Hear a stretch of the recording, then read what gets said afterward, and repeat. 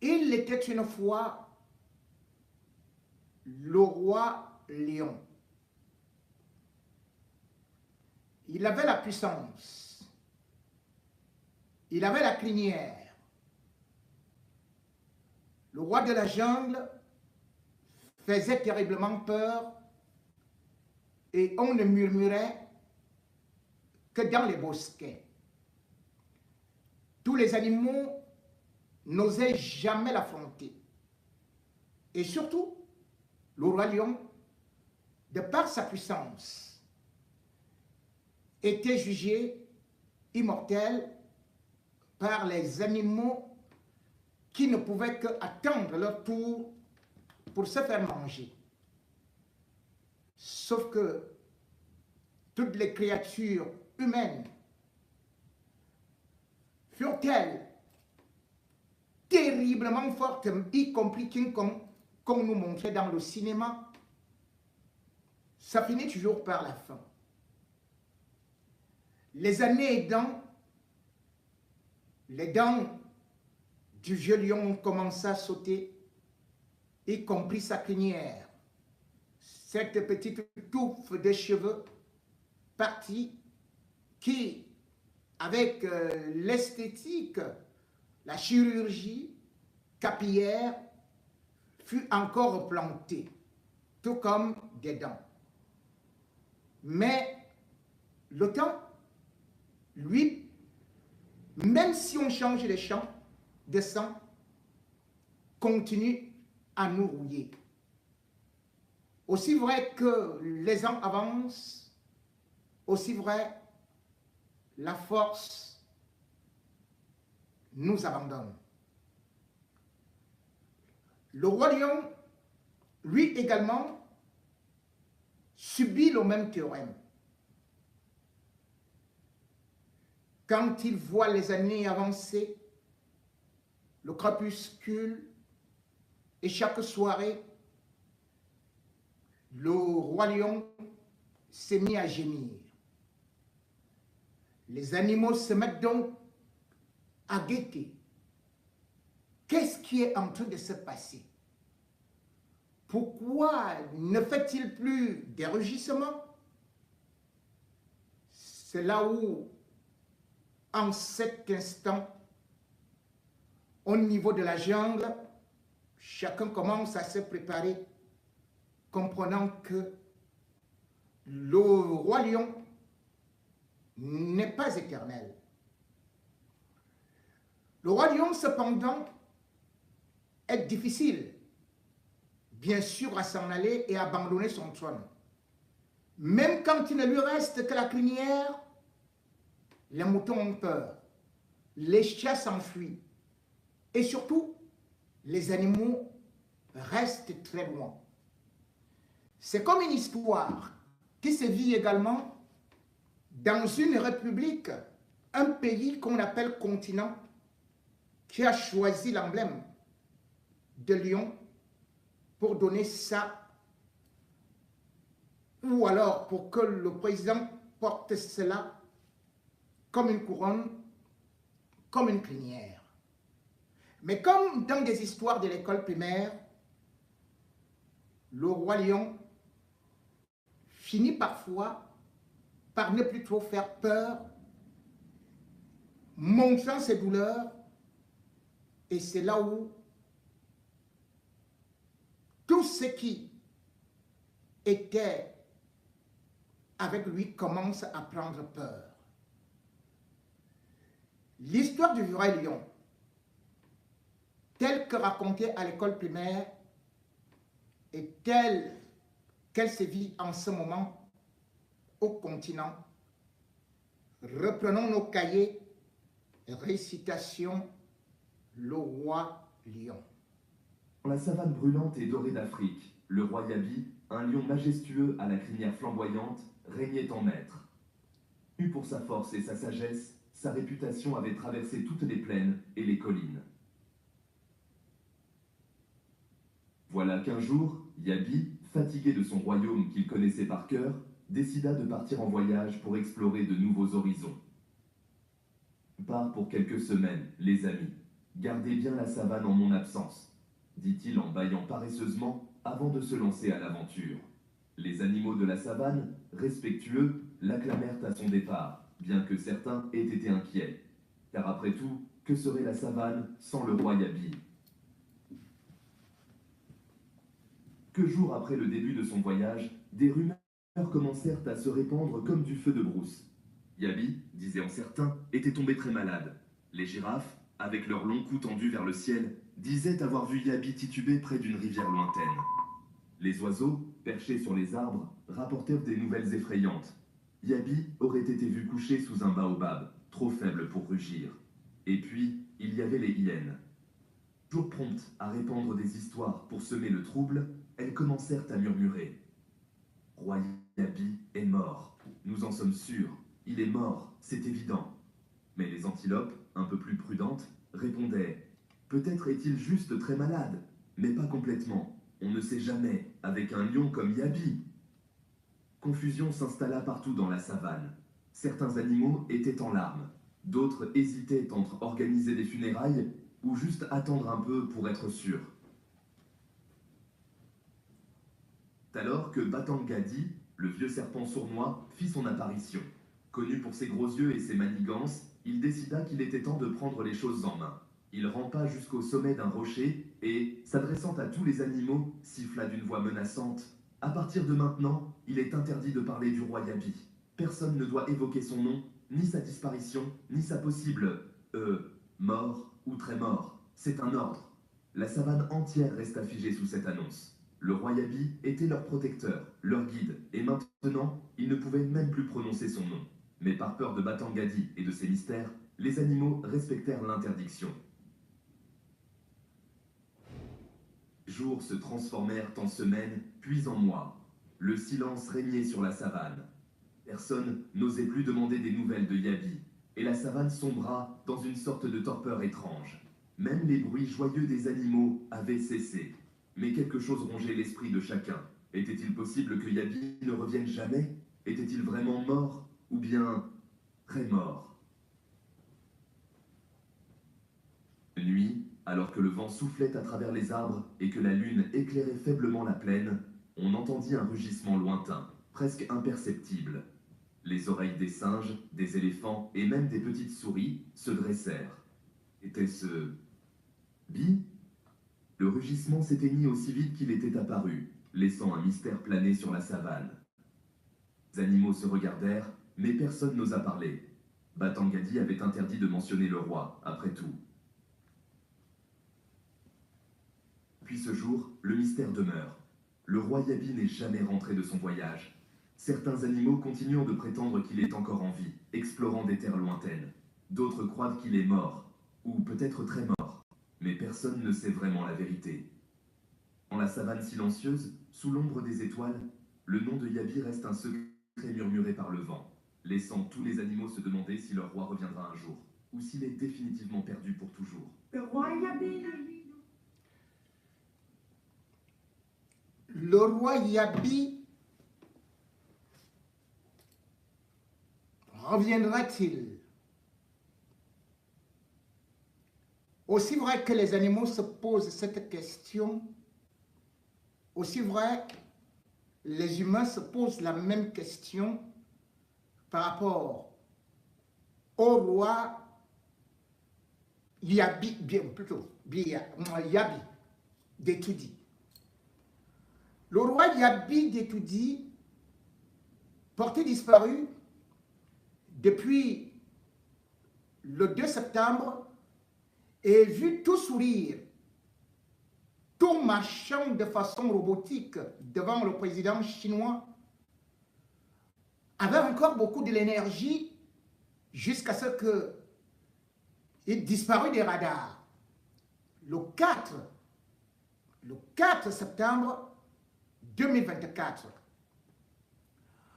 On se dit alors que le roi Yabi, ou alors son jumeau Biya, était en train de préparer une grande campagne, surtout sur le plan international, où son agenda était hyper chargé et montrait une certaine force de l'homme lion, la vitalité, la force, oui, la force de l'expérience. Il fut donc annoncé dans tous les grands sommets. Celui d'abord du monde, à l'Assemblée générale de l'ONU, le 24 septembre. On attendit le roi Yabi. Le roi Yabi ne se présentait pas. Ne s'étant pas présenté, on se dit, puisque le roi Yabi aime bien Paris, Paris étant joli, et même quand il est sous la pluie, il suffit tout simplement qu'on lui mette un beau parapluie en condom, et le roi Yabi, pouvant défier la pneumonie, s'en ira toujours. D'autant plus que là-bas, à Paris, non seulement la vie est fleurie, mais surtout, lorsqu'on parle de la francophonie avec tous ses amis, eh bien, on applaudit le doyen des doyens, le roi Yabi. Le roi Yabi, justement donc, a aussi été absent de la francophonie. Et là, l'inquiétude a commencé à surgir. Mais le roi Yabi n'a jamais trahi ses amis. Lui qui se dit le meilleur élève de la France. Comment a-t-il fait pour ne pas venir? On va donc nous dire, en tout cas c'est un panafricaniste.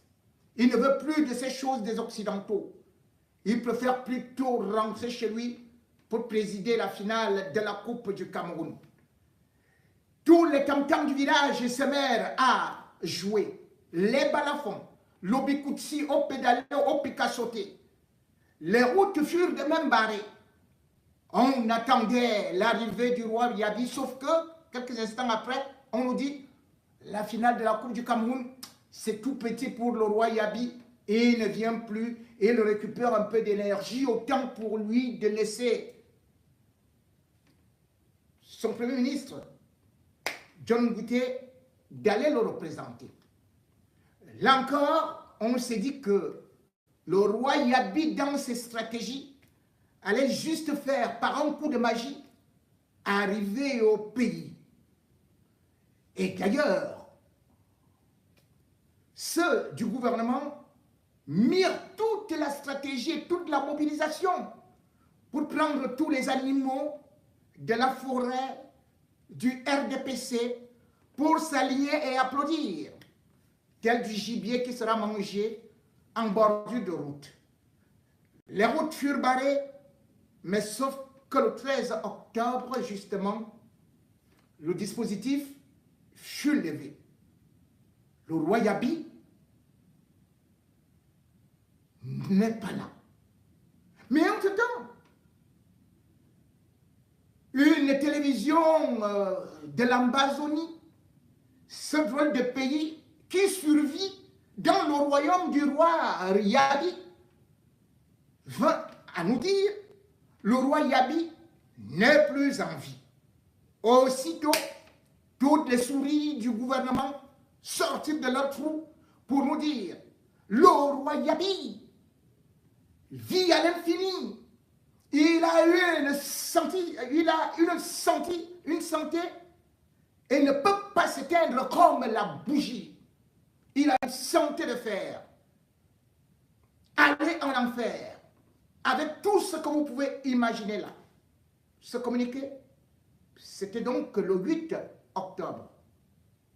Mais malheureusement, ce communiqué, signé du directeur du cabinet civil, celui qui prépare dans les marmites, vient avec du piment, d'une janson, et pour mettre à la femme du roi Yabi, et qui lave aussi justement cette string, un certain Vondayolo Yabi, et il va donc convaincre le monde entier que non seulement le roi Yabi est en super forme, mais il n'a même pas la moindre maladie. Il n'a jamais eu mal à la dent, il n'a jamais eu mal à la tête, et surtout, il travaille calmement. On applaudit. Le roi Yabi, alléluia, amen. Sauf que quelque temps après,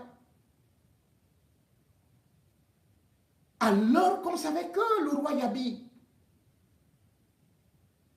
est en super santé, voilà que notre souris, qui distribue les lopins de terre là-bas à quelques gens du régime, et Yébéa ici, veulent tout simplement dire, les amis, le roi Yabi me dit de prier pour lui. Le roi Yabi, semblait-il à les hémorragies. Le roi Yabi, semblait-il à le roi Yabi, il semblait-il qu'il est atteint de sorcellerie. Le roi Yabi, vraiment, prions pour lui. On va donc prendre tout de la chorale de Mbombi, de Mbolié, de Mbogada. On évoque quand même les esprits qui étaient déjà partis. Et on dit, prions pour le roi Yabi. Au moment où on voulait engager la prière pour le roi Yabi, voilà que notre communiqué va pour dire, toi la petite souris de Yabaï ici, si tu continues à dire que notre roi Yabi a une maladie, c'est toi qu'on va envoyer rapidement à Kondengui pour aller manger, vivre avec les souris là-bas.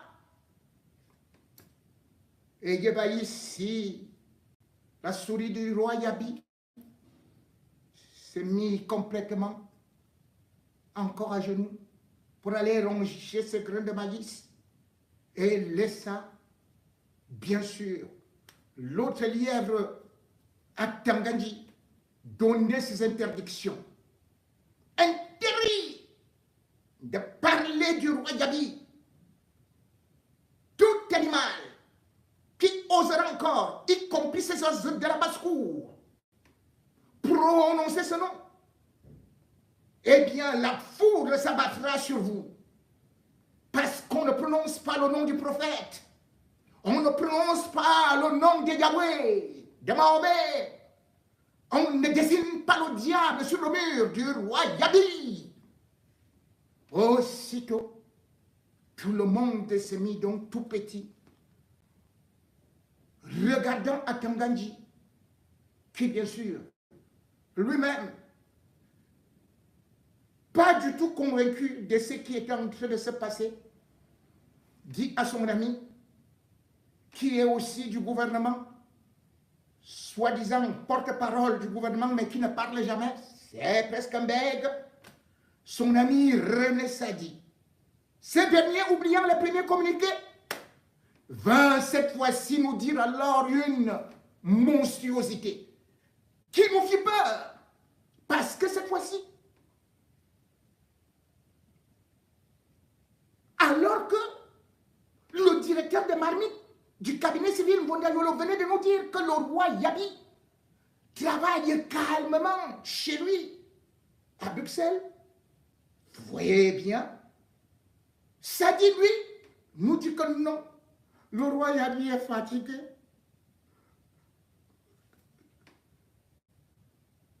Ou jouons ainsi le rôle de Longuet.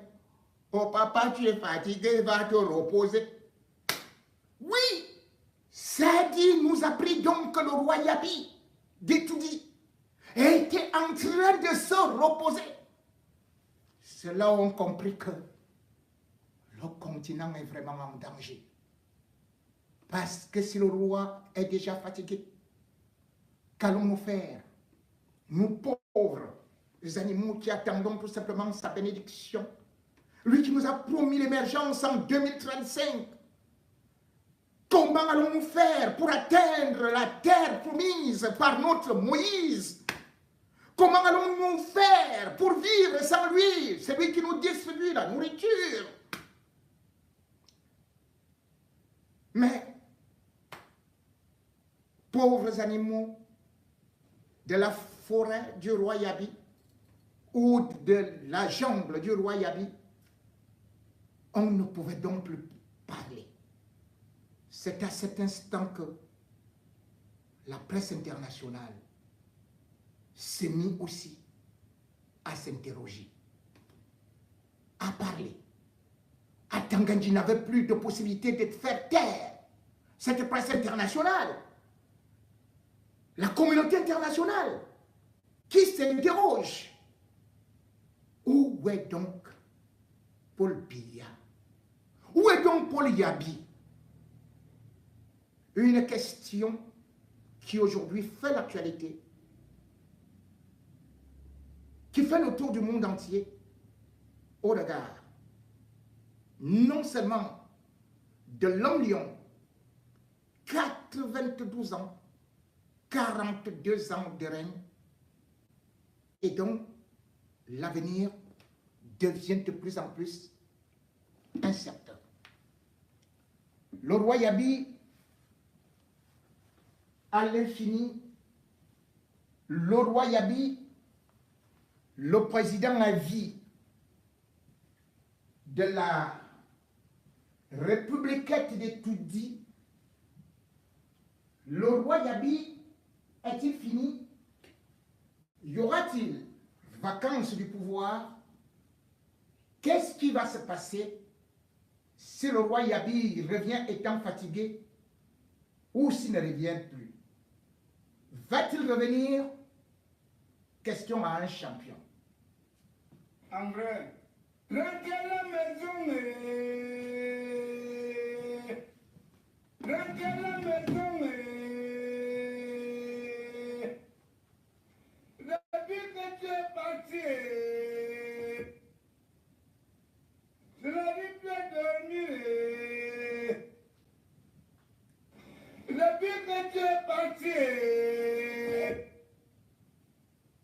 je n'arrive plus à manger. Les images les plus récentes du président de la République, Paul Biya, les voici. Nous sommes le samedi 7 septembre 2024 à l'hôtel Saint-Régis de Beijing. Après la clôture la veille des travaux du 4e sommet du Forum de coopération sino-africaine auquel il a pris en compagnie de la première dame Chantal Biya une part active, le chef d'État camerounais décide de donner suite aux nombreuses sollicitations d'audience dont il fait l'objet. Pendant près de 3 heures, soit 180 minutes, et ceci sans discontinuer, Paul Biya va s'entretenir avec l'ensemble des dirigeants d'entreprises chinoises venus à sa rencontre. Et avec chacune des délégations, il va prendre le temps d'écouter, de poser des questions, d'orienter, de suggérer et d'instruire. À l'issue de la 5e et dernière audience de ce balai incessant, le président Biya lance « Y a-t-il encore d'autres ?» Non, lui répondent ses collaborateurs. L'audiencier est vidé.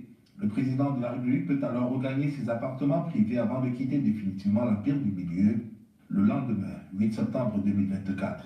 C'est l'épilogue d'un séjour marathon au cours duquel il est resté sur la brèche d'un bout à l'autre de cette visite officielle en Chine, la 8e depuis son accession au pouvoir. En effet, à peine avait-il posé ses valises à Beijing le 4 septembre dernier que le président camerounais était convié au Grand Palais du Peuple pour une rencontre au sommet avec son homologue chinois Xi Jinping.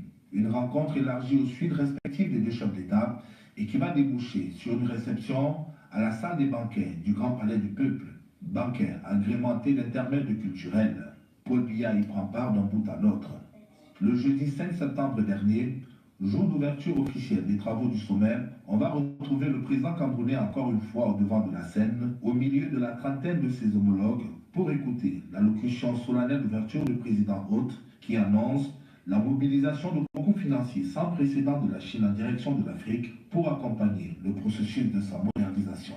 Et en soirée, Paul Biya est parti.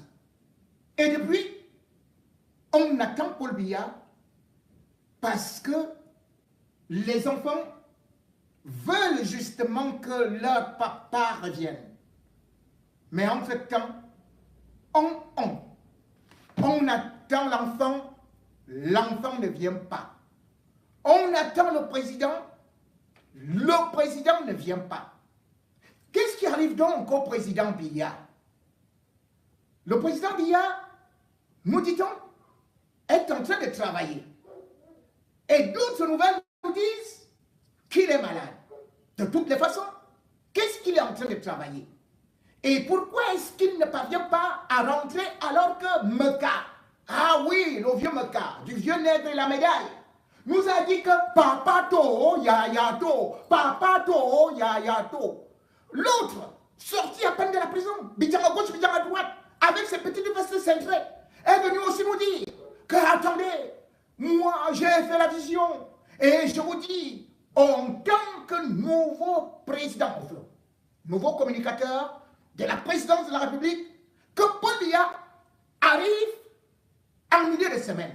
Nous étions donc le 2 octobre. Aujourd'hui, quel est ce milieu de semaine? Puisque, entre-temps, Mbondayolo nous a dit, il arrive dans les jours qui viennent. Nous étions le 8 octobre.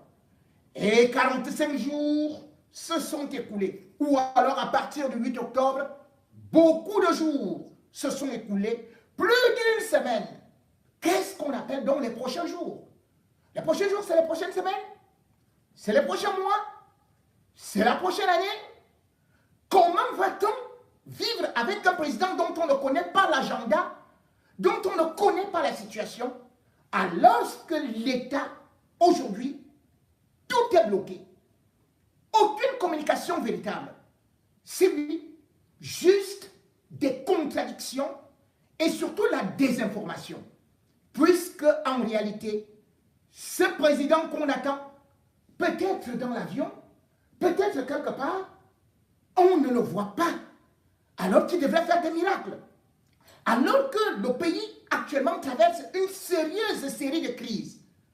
Non seulement le budget n'est pas encore voté, mais surtout, tout ce qui est en train d'arriver comme pleurs sans ce président est complètement absent.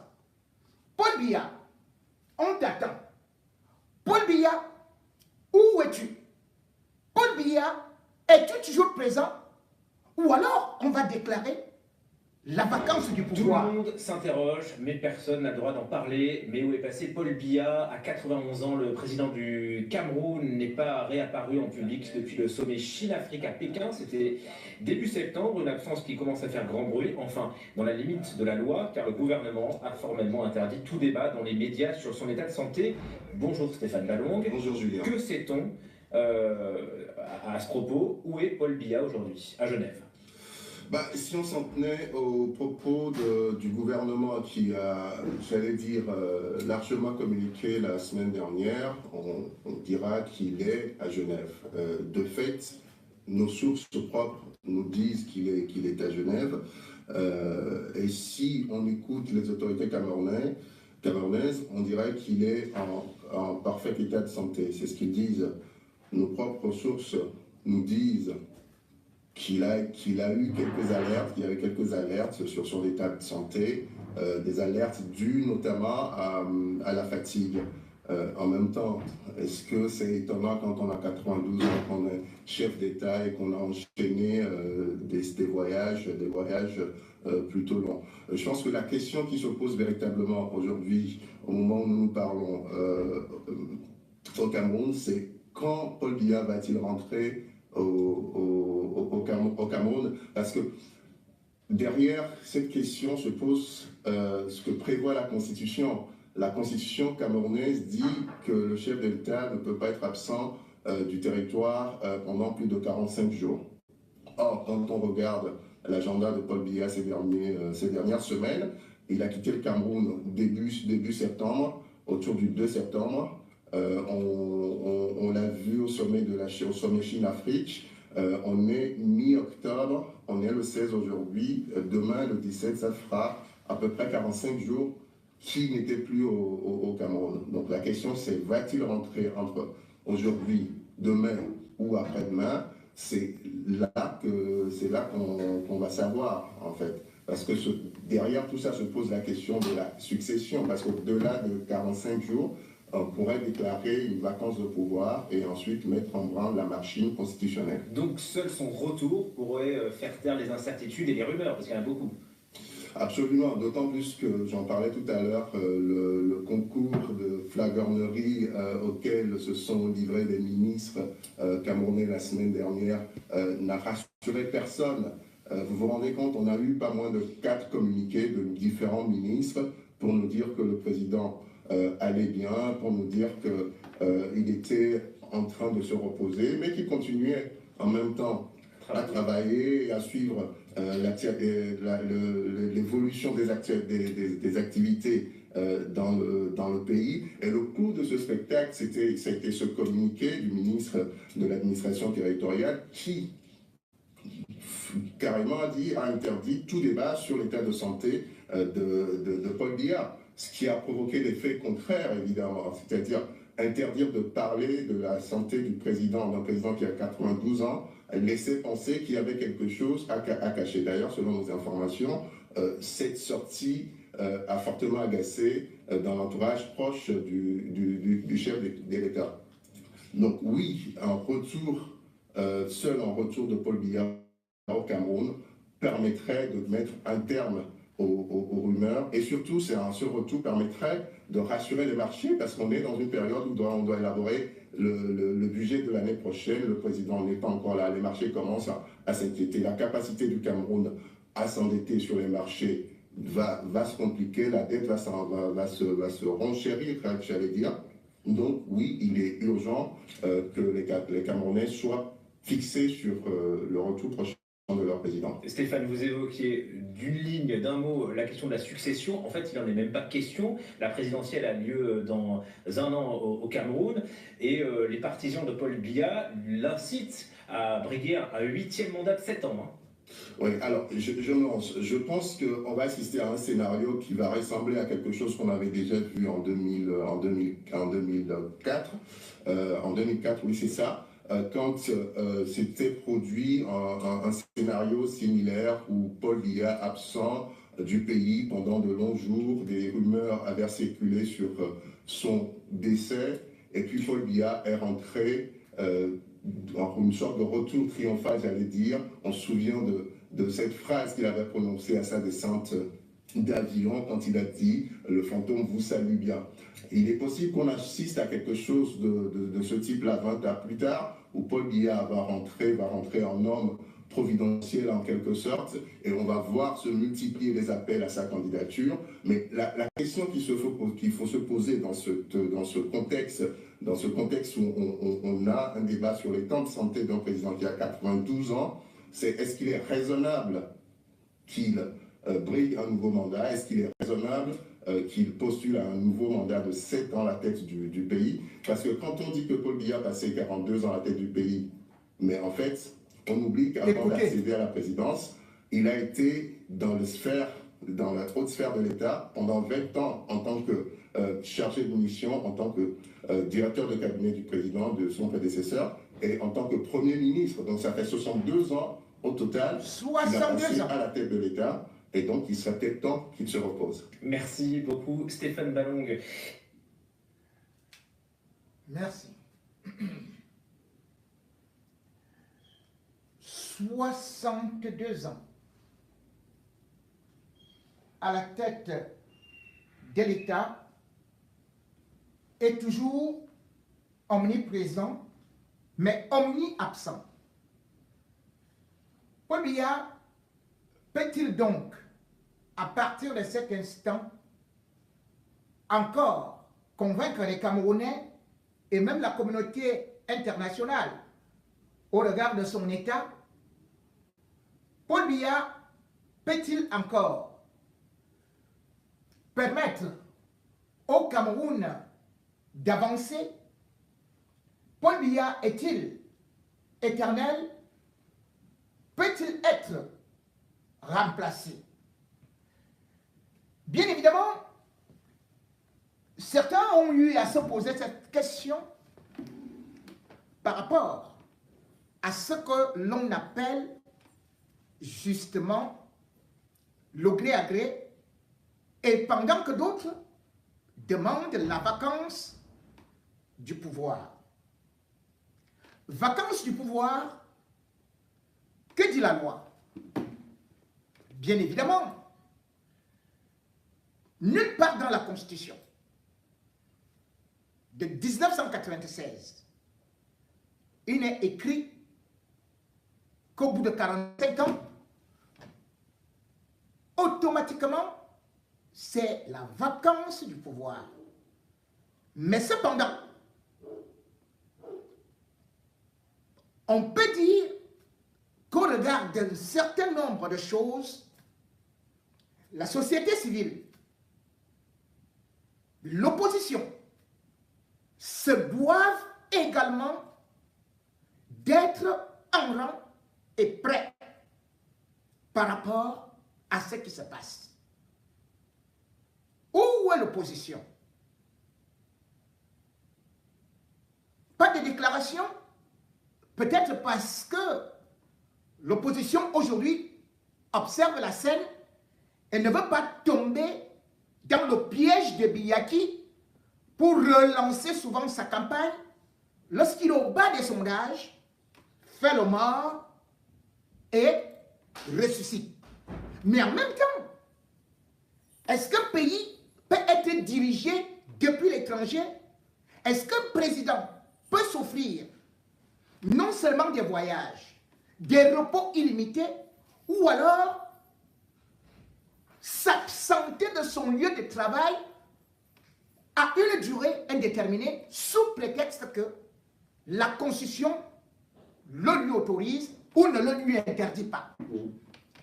Et bien évidemment, l'un de ces sujets devrait aussi être abordé par cette opposition.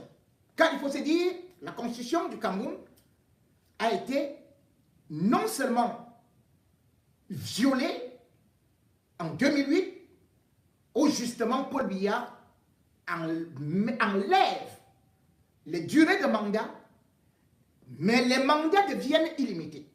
Et bien plus, il peut se permettre d'aller se reposer alors que Amadou Ahidjo, âgé de 58 ans, avait justement déclaré son incompétence à pouvoir continuer à exercer les hautes fonctions présidentielles.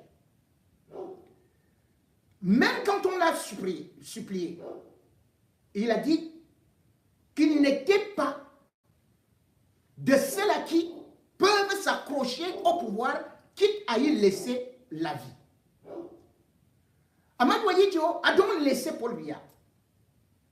Paul Biya, par contre, va-t-il accepter laisser la place à quelqu'un? Quelles sont les règles? Les respecte-t-il? Et qu'est-ce qui doit se passer dans le futur proche? Vacance du pouvoir, voilà une autre histoire qui commence.